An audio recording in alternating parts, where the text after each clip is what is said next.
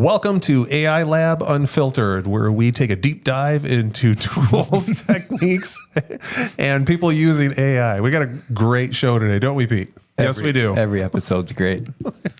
Today we have Ben Jocks from Mutually Human. We're going to talk about everything to do with AI in personas. We had you out at the AI Lab meetup group, which was awesome because you talked about something that nobody has touched on really since then or before then. So it's been a unique component, and I'm getting a lot more people asking about how do I build AI personas? How do you use that, especially with more reasoning and more generative AI coming out? So it was really on point when you talked to us, and that was months ago, and stuff has changed so much since then. So give me a little taste of where you're at now and what you're doing, and tell me more about yourself.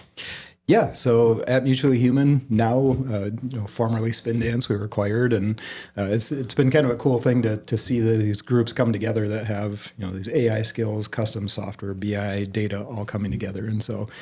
One of the things that's been great for me out of it is that they have an entire sales team, so less of that is on me. And I get to spend more time actually building AI and software things again, which I absolutely love. Yeah. So that's been a big part of it for me that I've really enjoyed coming out of this. Good. So what has more of this time spent being able to develop? What have you been able to do with that extra time now that you're not selling?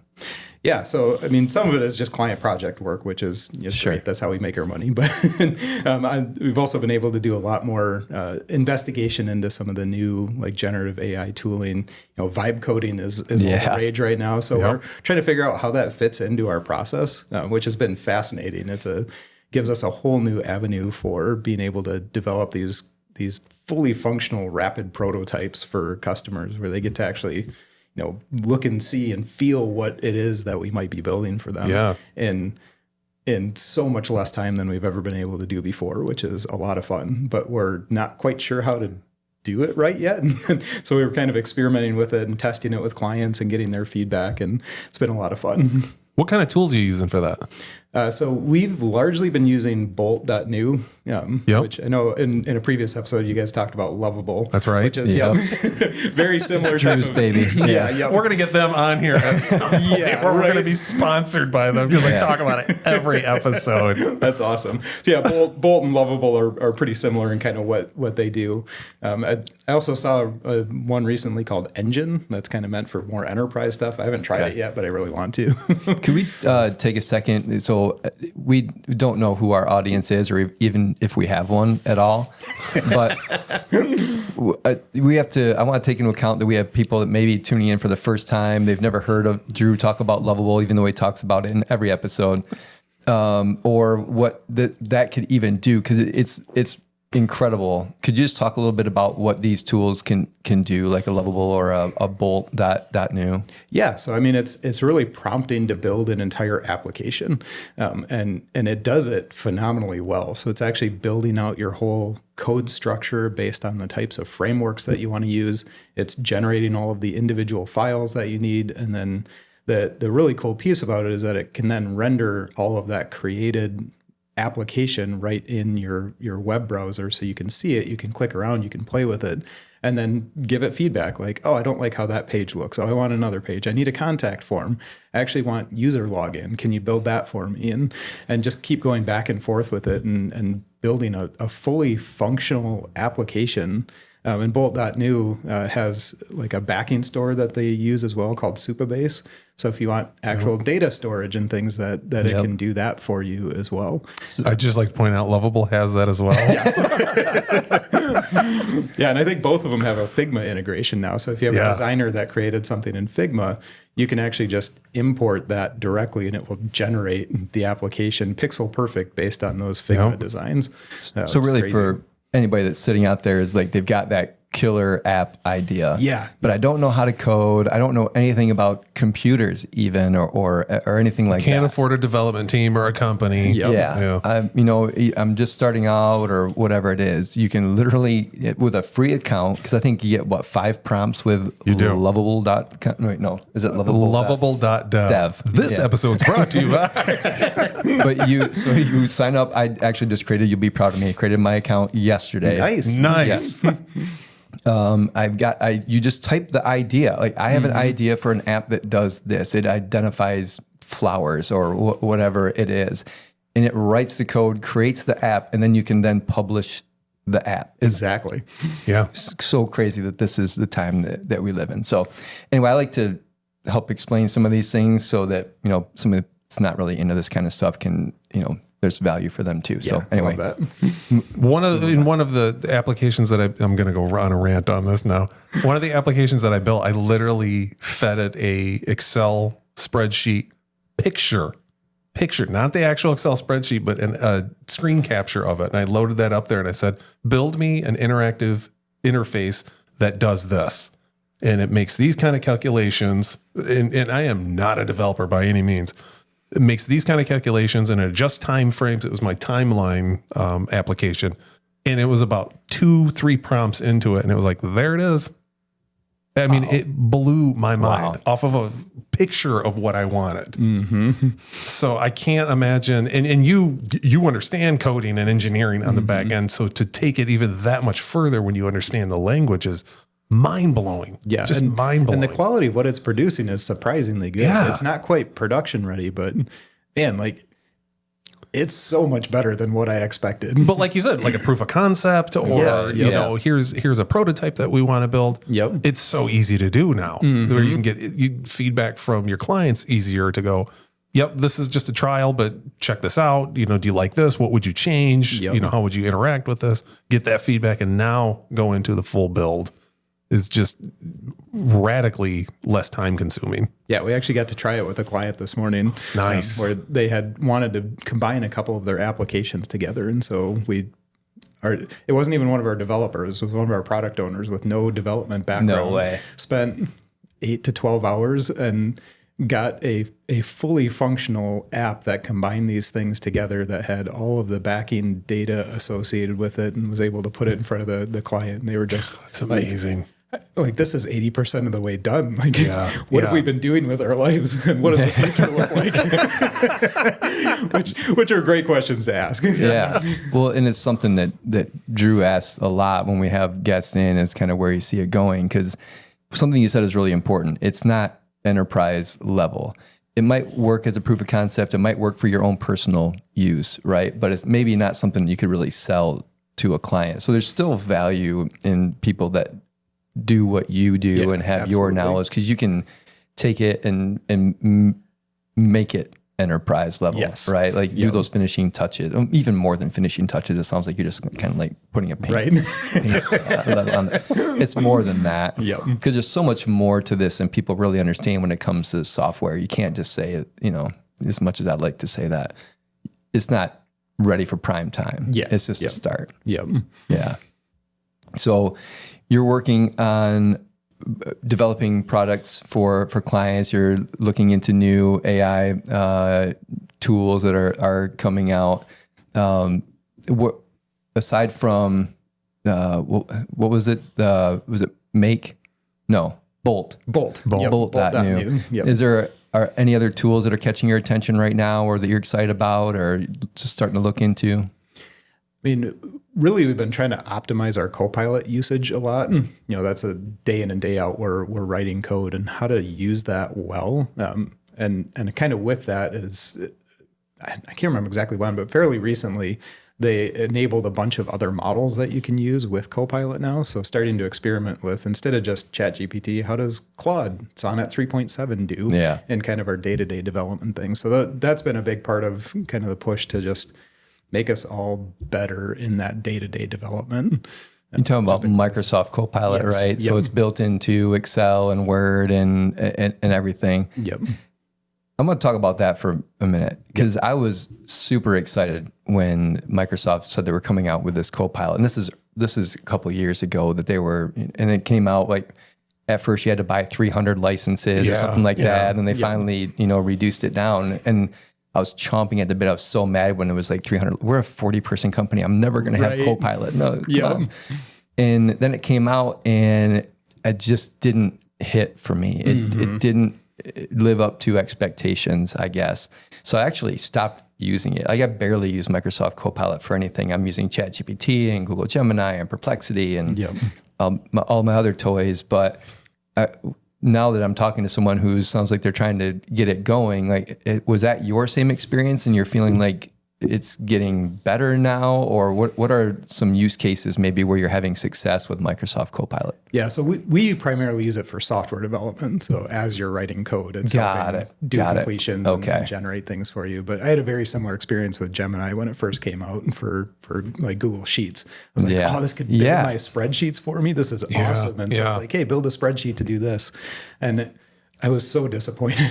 Like there was calculated columns where rather than it making the calculation in there, it just did the calculation on the values and put the values in. I was like, well, that's not at all what I'm looking for, but that's gotten significantly better too, which is cool to see. Okay. So but primarily software development is where we've gotten the most out of it. So kind of like, almost like how people are using Cursor or, something that's more of like sitting alongside your code. Maybe you get stuck or you've got an error that you need to figure out. You say, hey, why am I getting this error kind of a thing? And it can give you that. Got it. Yeah, I had to do I was working on a project yesterday where I had to do some kind of complex data queries with the framework that I was using. I was like, I know I could do this, but I could also just ask Copilot to do it for me. And it did great. It was exactly what I needed and kind of helped me stay focused on the bigger picture of what I was trying to develop, which was great. Yeah. I think that's where I'm excited about the value of AI. And we say this a lot on the show. I sound like an official podcaster when I say that, is how it is going to allow you to be more where you want to be. Yes. And less of the other bullshit that you don't want to do. Like you just said it, like, I could do that. Yeah. But why? Right. Now I can let my brain think more about, more creative uses of this tool, or what else could I do with this versus spending time writing things that somebody could do for you. Yeah, I just had it the other day too. I was helping a friend with a totally different project company that he was working on, and he was going through a certification process and needed an FMEA for the product, which I've done a lot of writing of FMEAs before, and I was like, I could do it. Or I can have, ChatGPT give me a huge head start on it. And obviously I've still got to go through and add things and verify. But man, it just made that barrier to entry to get started on it. Right. It just got rid of it and helped me actually get it done rather than avoid it for a long time. I love those stories. Like to me, those are just wins for AI, and people get stuck on, some of the negative things, but they don't think about every day people are winning with AI. They're getting more time back in their life. And it's not even time to just like sit and do nothing. It's time to do stuff that you like to do. Exactly. Yeah. Yep. So going back to the beginning when we were talking and we had you out at the Meetup Lab, you talked about AI personas. Yes. And I do want to touch on that because I think they're super important, especially moving forward with how we're even building software using prompts. Tell me what an AI persona is. What does it do? Like in its rudimentary form, and then where we can apply that. Yeah, I'll actually start with a maybe more human concept and then go from there. So you imagine when you're working by yourself, you've got a way that you think, you've got a way that you do things, and you've got knowledge and experience, and you sit down and you do whatever that is, which is great. That's how a lot of us operate. But we know from all sorts of human research over the years that there's a lot of things that are done better by teams. And so teams, when they work together, bring different knowledge, different experience, different motivators, different personalities, a lot of things that come together to make a team actually successful. And what we find is that generally more creative solutions are made or better products are made when it's a team of people.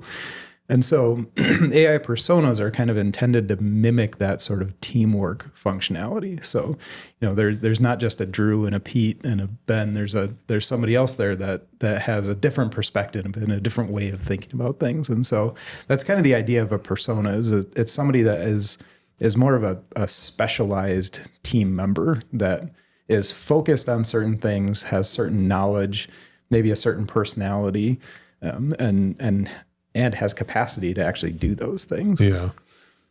So how do you build them? Where do you build them? How do you build them? And how do you kind of bake that in? Because I remember you showing us, and I know we don't have any visuals here, so it's kind of like you got to talk about it versus show.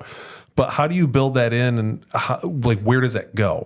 Yeah. Yep. So that's a great question that nobody's found a great answer to yet. There's a lot of tools out there that are trying to get there. And, even ChatGPT has a whole API made for building these personas and how they interact with each other, but it's not really in front of users yet. Okay. And so a lot of it's still kind of back on us as users to sort of mimic the functionality. But there are tools out there. One of them that I showed off at that event was called ChatDev, which it can do a lot of things, but one of the things that it does is builds a software company for you. And so it has a CEO persona and a CTO persona and a programmer persona and a tester persona and a requirements engineer persona. Yep. And each one of those has different responsibilities. And so you kind of program in their personalities and what they're responsible for. And then that framework gives them a way to interact and talk with each other, which is the piece that's kind of missing a lot today. Is like you can build different chatbots in ChatGPT, but there's no easy way right now to have them work together. Right. So what I would love to see is I had a perfect scenario the other day where I was using ChatGPT to help me make a regular expression, which I hate making regular expressions. And for those that don't know what it is, it's like if you're looking at a bunch of text and you want to find patterns, like a phone number, it has to have 3 numbers and a dash and 3 numbers and a dash. Yeah. Regular expressions are a way to help build those patterns so that you can find it in text. And the language for writing them is just terrible. It's ugly, it's confusing, and I love them. They're super powerful, but I hate writing them. Right, and so I needed to write one for a project I was working on. And I went into ChatGPT and said, hey, I need a regular expression to do this. And it built it. And I was like, great. And I tried it and it's like, well, it's not working in this scenario. Can you fix that? It went and fixed it and made something more complicated. And it didn't work with this other thing. And then it broke. And it was like, I kept going round in circles. And finally I had to take a step back and be like, this is too complicated. Can you break it out into separate pieces of logic? And it was like, oh, you're 100% right. Why didn't I think of that? and made it much more readable and better for me, which I would love to have in the ChatGPT interface, like what I'm asking it to do. And then somebody sitting over my shoulder as a separate persona that's saying like, should you be doing that? Yeah. Right. Yeah. Which is a lot of the challenge is like, it's happy to help do whatever you want, but are you really doing the right thing? And that's where, a good team member on a team, like a senior software engineer in a development team can be like, Andrew, you accomplished the task, but you didn't do it that well. Yeah. Yeah. Could you make it better this way? And that's the type of personas that can make a team a lot more powerful. And I'd love to see that in some of even our chat interfaces today where something can be asking, should you be doing that? Ooh, Evan, I want you to mark this as a future prediction. There we go. Okay, so I love what you just said there, and there's going to be tremendous value in that. And is that we actually hinted on this same topic with a previous guest. We had Kim in, and she was talking about somebody that had applied to her company, and it was a terrible email that they used to apply, and she asked for actually attaching a resume to the email when you ask for a job. So this person just replied back with just the attachment, no words or anything. And you feel for, it's probably some kid just out of college and nobody sat down with them and said, this is how you apply for a job or whatever it is. They didn't have a lot of great guidance, but might be a great kid. Imagine, and this is where my prediction is, you've got these Meta Ray-Ban glasses, right? And there's AI built into them and it can see what you see. If I'm wearing those and I'm getting ready to apply to this job and I'm getting ready to hit send on that email that has hardly any words and it didn't attach my resume. And it's like, hey, Pete, hold on. Yep. Before you hit send on that, let's talk about this email. Put yourself in the shoes of the person who's going to be receiving this. Do you think this is really well written? Does this really represent who you are and what you're trying to convey? Here's some suggestions for maybe how you would change that. Oh, and by the way, could you attach your freaking resume? Because they have no idea who you are or what you've done. So if it's that same thing, it's your I don't know, guardian angel or something. It's there, it's observing, it's catching things that you're not catching. And it's just helping you. It's augmenting you. And so anyway, put that in the vault. That's a future. Here we go. Yep. They already have technology that I've already read articles about it where they are taking like Meta style glass. I don't know if it's the Meta glasses specifically, but where it can actually look at, oh, that's Ben Jocks from Mutually Human, and actually tell you who you're looking at, because the whole privacy thing came in going, oh shit, where's it pulling all that data from? Well, if he's on Facebook or on LinkedIn and it can pull it, that's public information, and it literally pulls it up. But then to tailor it, I think the next step after that is, I'm going to go meet with you. And it pulls it up and it says, just came back from vacation because we saw it on Facebook, or gives me that data that I'm going to look up on Facebook or LinkedIn anyway, because I'm going to stalk you before I meet with you anyway. Right, obviously. Right. But to have that instantly on the fly, and then couple that with the emotional intelligence and some of that, it can pick up from him. It's recording that and saying, oh, he's off put by what you're talking about when you're talking about the pricing, or he's not into this deal. And start tailing your conversation where you're getting this instantaneous feedback while you're talking or having that conversation. Imagine would be incredible. It also has access to their personality profile. So if they do like a strengths finder or there's plenty of popular ones out there. I want to say DICE. It's a disc. Thank you. Yep. So it has that, and it's prompting based off of your personality, how you better receive information. And maybe it's not even in a sales capacity where I'm trying to convince you to do something, but maybe we work together, and it just helps us work better together, because it's like, well, you're going to say what you're going to say, but he's going to hear it. He's not going to hear what you're saying. But if you say it like this, it's going to make sense, or it's going to get that your thought across. And I mean, geez, now I'm thinking, need that with my wife. Yeah. Right? Like, do. I got you. My prediction, Drew's prediction here. But helping with social interactions, so many of us struggle with that, and it just, you don't know what to say, or you feel like you're saying it, it's just not getting across. And it's like, to be that companion. So, and I'm totally just went off on a wild tangent off a brilliant idea, but I see that being so beneficial. But it is like an AI persona on steroids at that point, because then you can program it with not only just someone looking over your shoulder, but you can program it as a marketer. How would you say this? As a salesperson, as a consumer, as a whatever, and you're getting all this feedback instantaneously. Yeah, one of the fascinating things about that chat dev that I was talking about is they have sort of a companion to that is made to mimic social interactions. So it's essentially social simulation. So make a bunch of AI personas, drop them into an environment, and let them interact with each other.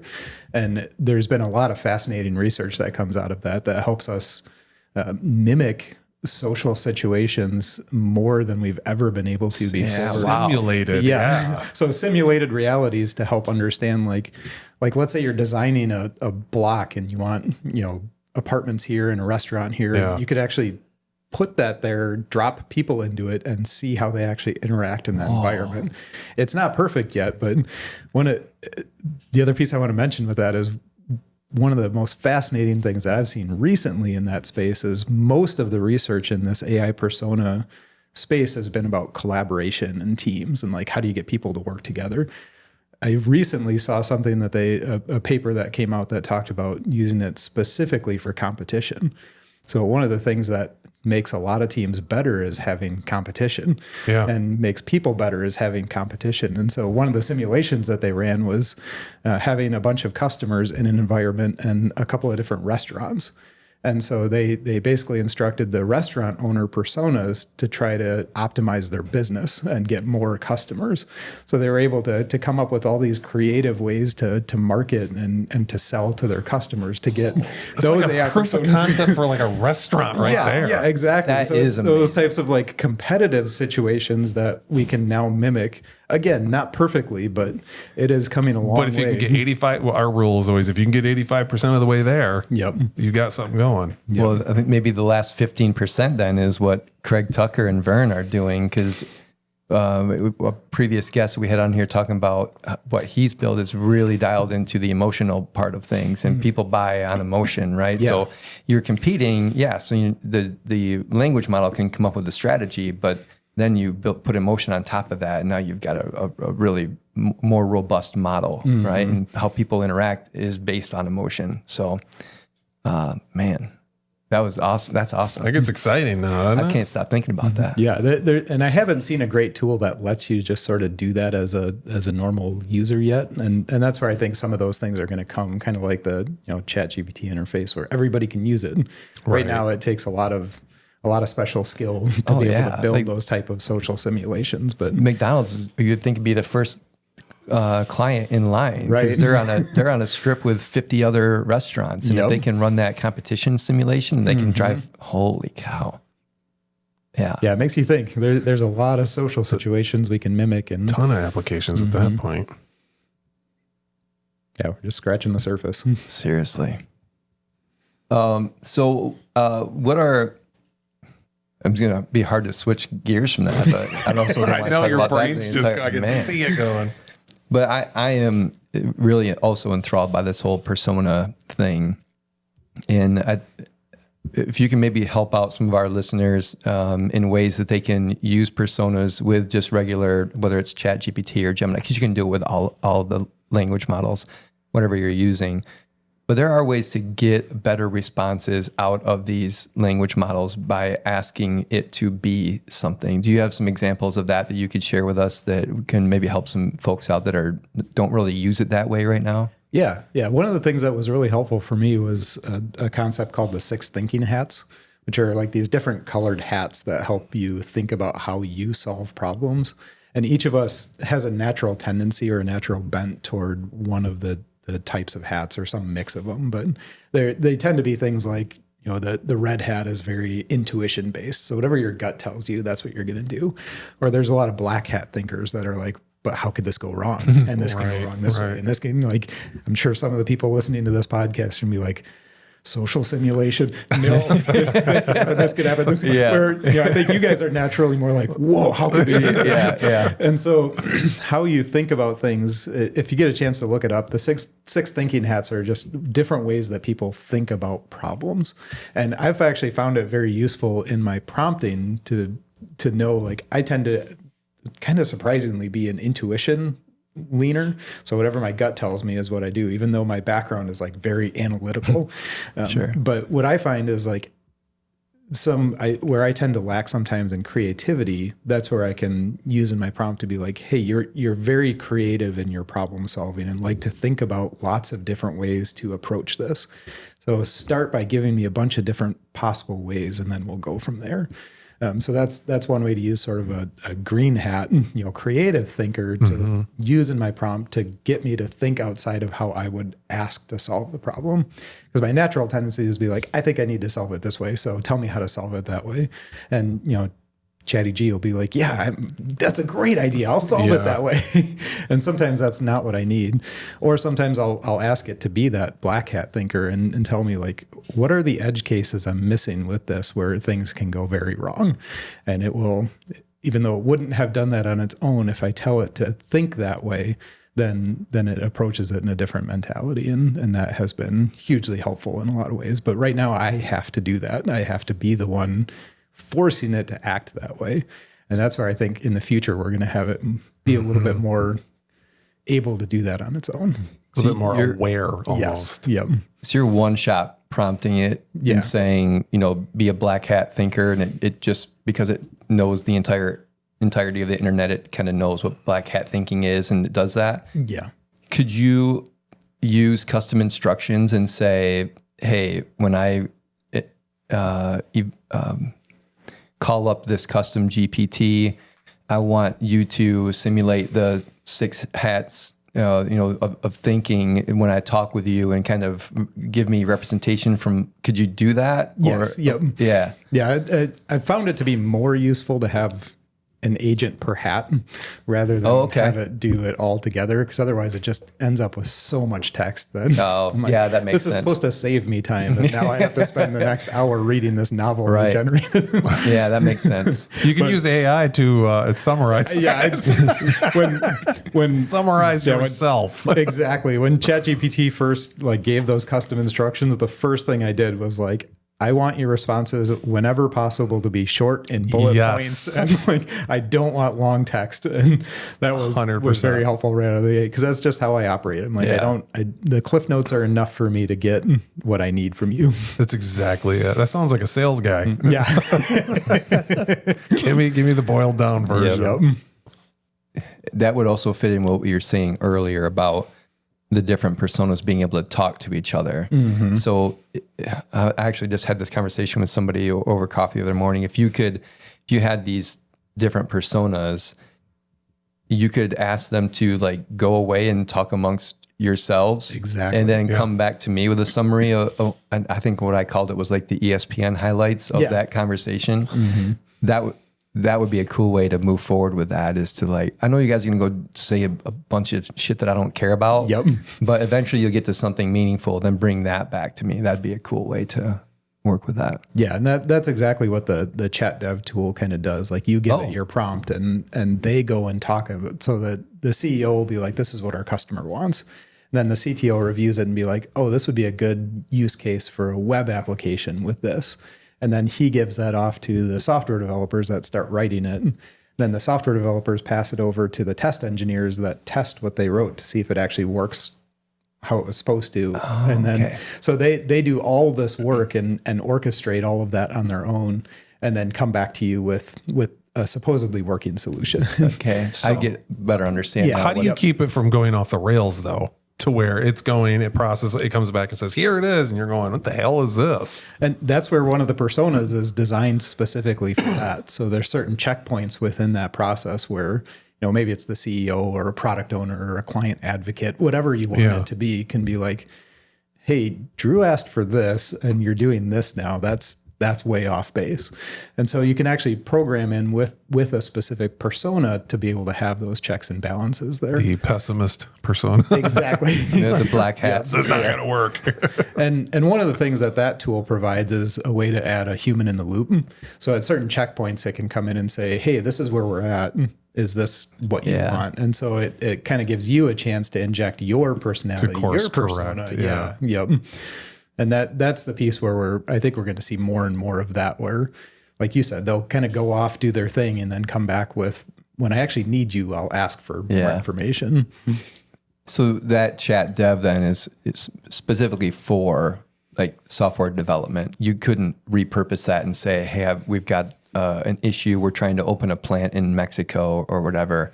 It's designed for development work. So out of the box it is, but it is all programmable. Basically just with text. You set up your personas, and then you set up how you want them, kind of the flow of how you want them to operate. So you could have a plant manager and a regulations expert and whatever you need for that decision, and then tell them hey, go, you talk to this person, come up with something, then you talk to this, then do 6 loops of ideas. And then out of that, pick the best one, and then come back to me with it. I think you just gave me my weekend plans. Yeah. I've been thinking a lot about. Good thing I didn't say, "Hey, Mark, this is one of Pete's future predictions," because it's already exists right now. But I've been thinking a lot about it, how powerful. And we don't talk about this a lot on here, but how powerful AI is as a thought partner. Yes. Yep. I mean, it's great for creating content and images of Drew with buff, forearms and just got out of the gym. But there's so much value in, because to your point, we only think a certain way, and we always think we're right. But if we had other people that we know are impartial to us, and they don't have their own agenda, and they're just going to give you blunt feedback, that's powerful, really powerful. Yeah, which is why teamwork works. Yeah. You need those. And that's kind of the idea behind this collective intelligence and personas, is that you get that like we get in the human world with teamwork. Yeah. I just see that escalating too with now generative AI. I mean, just the leaps and bounds that's come already. And I just see that just exponentially just growing. I mean, I know that's not even a prediction, that's just happening. Yeah. I mean, that is clearly happening. Yep.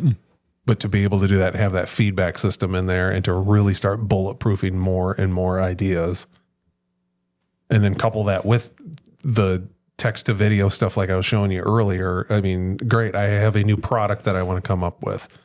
Run it through all your personas to really bulletproof your, not just your messaging, but the product itself, and then make a advertisement based off of that. I mean, within a day, you've got it all set up. Yeah. Now you're thinking about personas exactly right. Like, where do I need the right person to come in and correct this? And how, and how would you tell them, like, if you were to hire somebody for that role, that can actually lead to a really good prompt of how you want them to behave. Or you could, probably drop a resume in for a product risk analysis or analyst or something. Yeah. That generates a persona for you that you now can leverage for those types of ideas. Wow, that's really is going to take over some jobs now. Yeah. Because the better that gets, the more human that becomes. Human with, I would even say, less errors, maybe. I mean, that's going to start replacing some stuff. It is. Just stew on that for a moment. Yeah. Yeah. It's, you hinted on something that I think about a lot too. And, you almost said, are you going to hire this person? And that's where people are so afraid of AI replacing jobs, kind of going back to what you said too. But I think that's where we're still such a long ways out. Yeah. And my reasoning for that is that AI is it's the smartest, it can be the smartest tool that you will ever use, and it just keeps getting smarter. And so I was like, oh, that's going to take my job. Okay. But AI doesn't know how to do my job. It doesn't know, I hardly know what I do in a day. So how can you hire AI to replace me and tell it to do Pete's job when Pete doesn't even really know what, I don't have a formulaic, my day isn't the same every day. It changes due to different things. The only way that you're going to get AI to replace someone truly is if you can explicitly detail what it is that they have to do. Mm-hmm. And what does that person need to do when they run into certain situations. And you have to, I think you have to onboard it like a human and train it like a human, probably better than you're training your humans, because we all suck at training people when they join companies. Mm-hmm. But if you really sit down and think, okay, if I had to teach a child how to do this, a child with a child prodigy, but that child prodigy still needs to know how to do the job, and then it will do it better than I do. We're so far away from that, because every company would have to sit down and like come up with great job descriptions for everything that person does, how to do the job, instead of just like, hey, Jimmy, you did that wrong. And then Jimmy will learn, but you can also train the AI the same. I'm going off on this weird tangent right now. I think about this so much that I'm just like in my own head right now. Mm-hmm. But it's really comes down to training, and that's where companies are going to have to get really good at, if they do want to augment their people with AI, is really learning what their people actually do in a given day. And But I would challenge that and say, is it, with a question, I'm challenging it because I don't have the answer. So I don't even know why I'm bringing this up, but that was the stupidest way to intro this. I don't know what I'm going to ask, and I don't know what I'm going to say. I don't know what I'm talking about, but I'm going to say it. I would challenge it and say, is it the tool that isn't up to that spec yet to replace somebody, or is it the implementation of, because you kept saying, well, because you got to train it and you have to, they don't know my whole day because you'd have to go through every single day. What if you could? What if you had that kind of time to feed that into the system? I think the tool, because we've said this before, the tool knows how, the tool can get to the answer. Mm-hmm. It's always the ask. We always run into people. Pete and I constantly run into people. I'm sure you do too. Oh yeah, I used ChatGPT and I asked it a question and it didn't work. Yep. Oh, great. How shitty was your question that you asked? Right. You know, it's about the You're the problem. yeah, it's like I'm sure the tool can do it.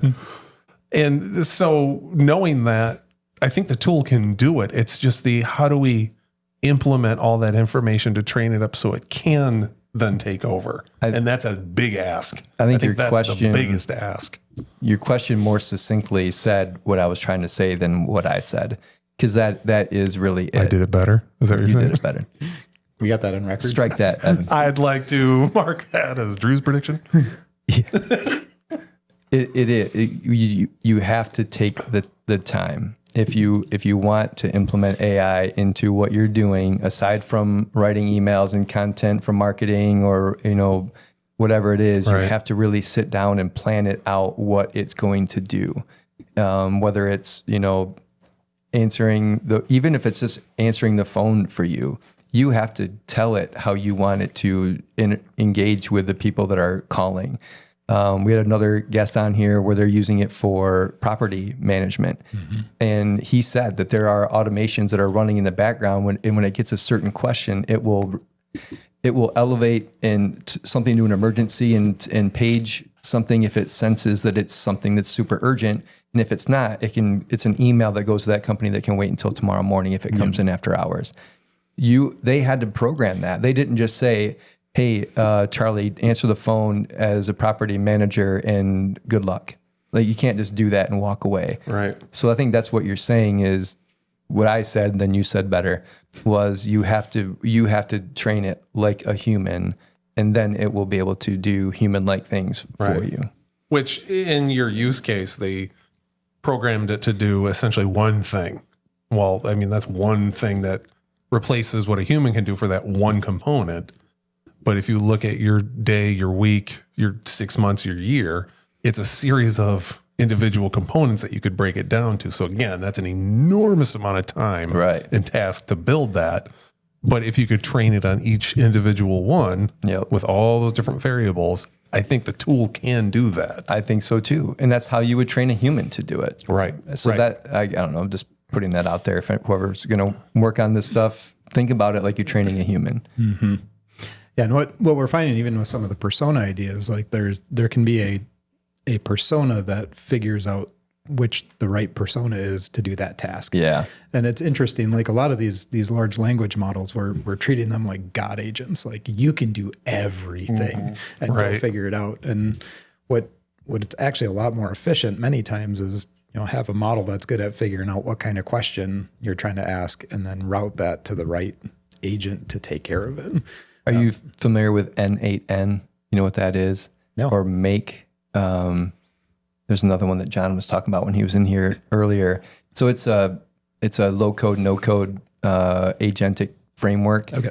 And it's exactly what you just described. So you have your input, whatever that input is. It's an email, it's voice or whatever. And there's a master agent.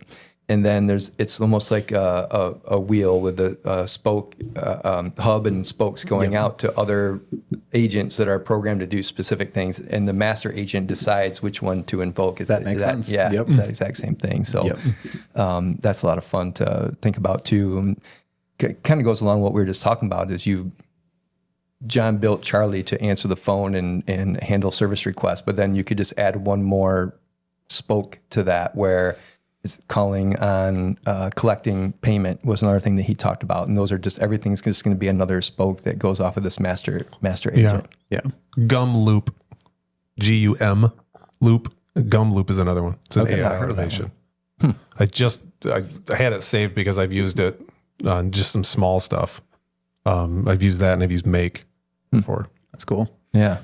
So yeah, I mean, you kind of mentioned that training piece, and I think there's a really good example of that's kind of happened is the Copilot within like Visual Studio Code when you're writing code has been helping us for a couple of years now, and it's just been augmenting the human task. So it's not going off and doing it on its own; it's helping, but that has generated a lot of training data that I think has helped. These things like Bolt.new and Lovable now exist, where rather than just augmenting what that developer was doing, now it's actually doing a lot more of that task.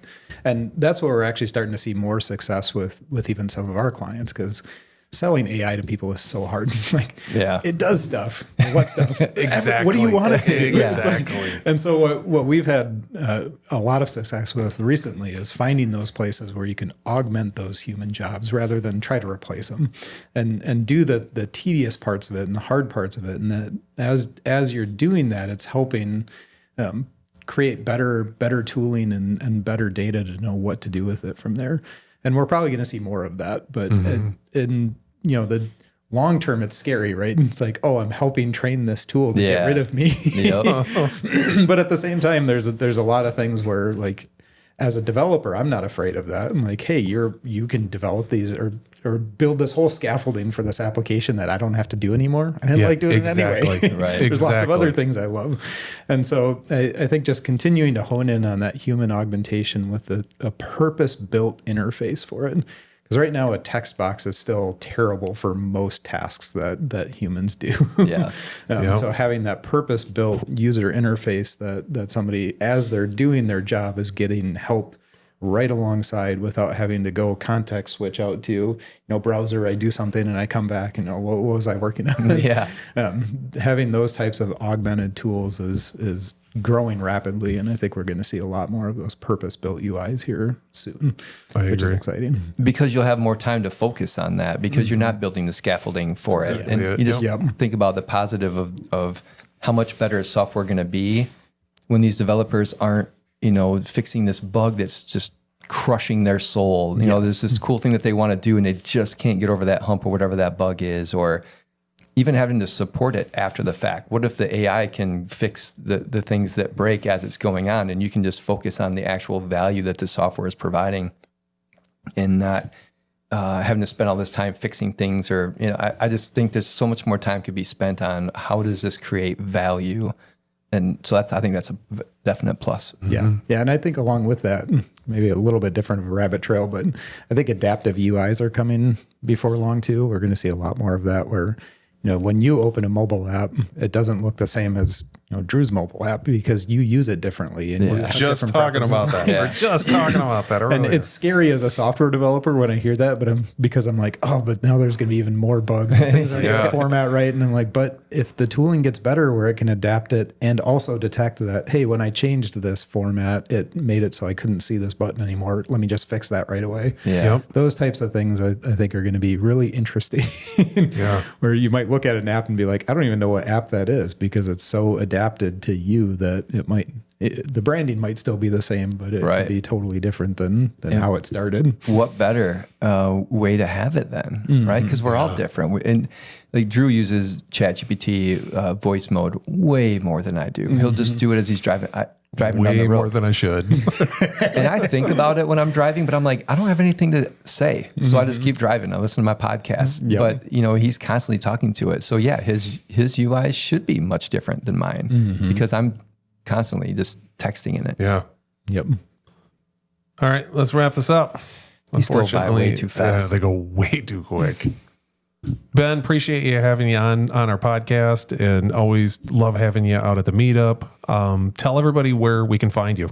Yeah, you can find me on LinkedIn. It's probably the best way. Not on any other social media platform. So find me there, or Ben.Jocks at Mutually Human if you're a real email person. So. Awesome. Thank you, my friend. Thank you so much. Yeah, thanks for having me. Really if you like what you heard today, please like and subscribe, and we'll see you on the next one. Thanks, everybody.